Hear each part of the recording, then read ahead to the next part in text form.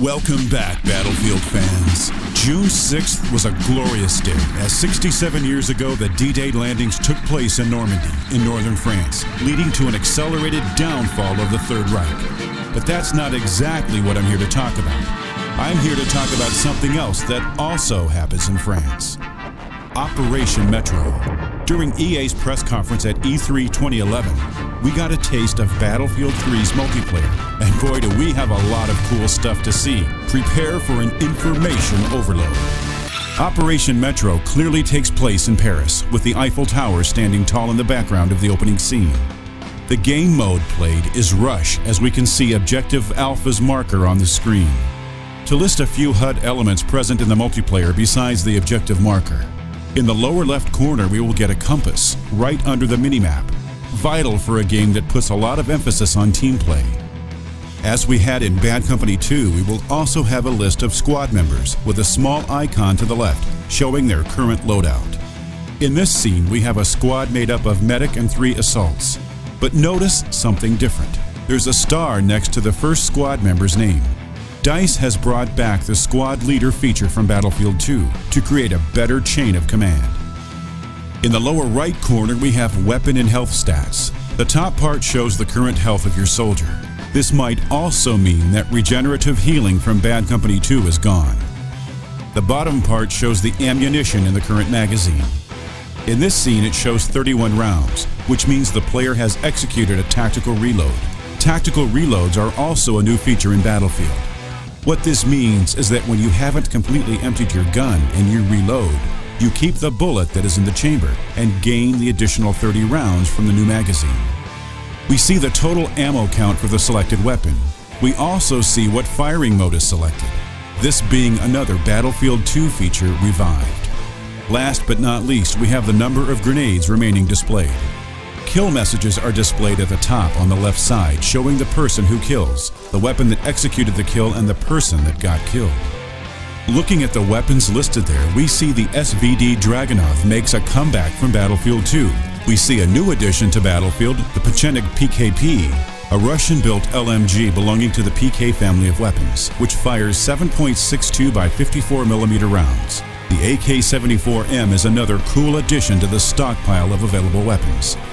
In case you're wondering, the M stands for Modern Izurabany, Russian for modernized. The ever-present M249 SAW LMG will also make a return. The player here is holding what looks like an M16A4 assault rifle equipped with an ACOG scope. The following scene shows the gunner's view from inside an LAV-25, belonging to the U.S. Marine Corps. The gunner will control a 50 caliber M2 machine gun as indicated by the text in the upper left corner. On top we also see some sort of numbers. We believe these indicate the distance to the target. At the bottom we see the orientation of the main turret and machine gun compared to the hull of the LAV. The shorter line represents the 50 cal and the longer line represents the LAV's main chain gun. Last but not least, in the lower right corner we also see the vehicle's health indicator and the occupants of the vehicle. The LAV-25 seating a maximum of 6 people. 1 driver who also controls the main weaponry, 1 gunner that controls the secondary armament, and 4 occupants who will probably be able to fire via firing ports on the sides and in the back of the armored vehicle. The next scene shows the player looking into the scope, aiming at a group of enemies, one of which is probably an engineer, judging by the RPG-7 on his back. After that, we can see the player holding an M4A1 carbine running next to an LAV-25. Looking at the kill messages again, we realize another weapon makes a comeback from Bad Company 2. The MP443 Gratch pistol. Also note the crosshair in the kill message. This probably means that the respective soldier was killed by a headshot. Next up, we see the player shooting at an enemy with this M4A1 shortly after the set of objectives was destroyed and the base taken. Someone else is also firing at that enemy, and judging by the explosions, it could be a fellow teammate and his LAV-25. At the bottom, we get a glimpse of the scoring system.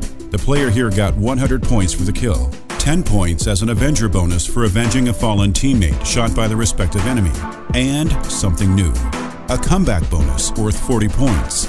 This bonus is most likely received when making a comeback from a recent streak of deaths. The final scenes in the park show the player shooting his M16A4, again claiming Avenger points.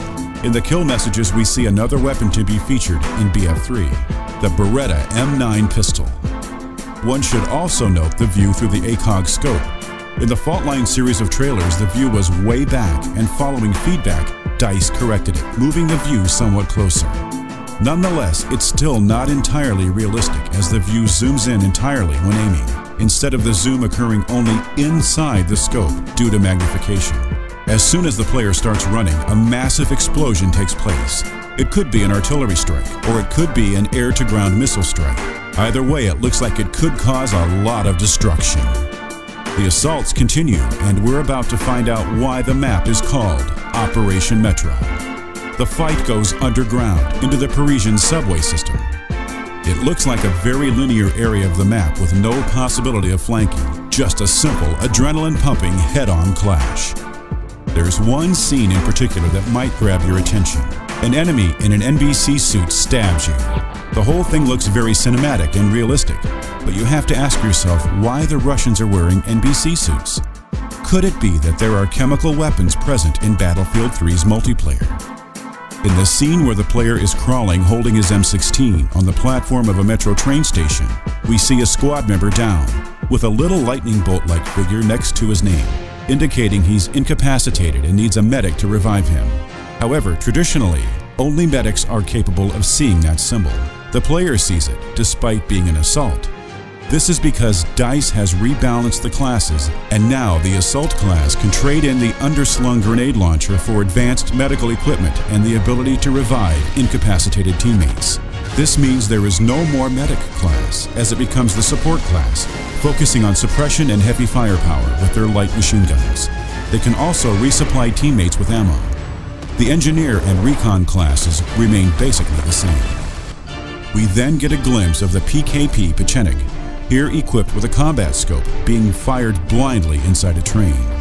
The action once again moves outside onto the streets of Paris, the player firing his AKS-74U carbine, also equipped with what looks like a flashlight, at oncoming Russian troops.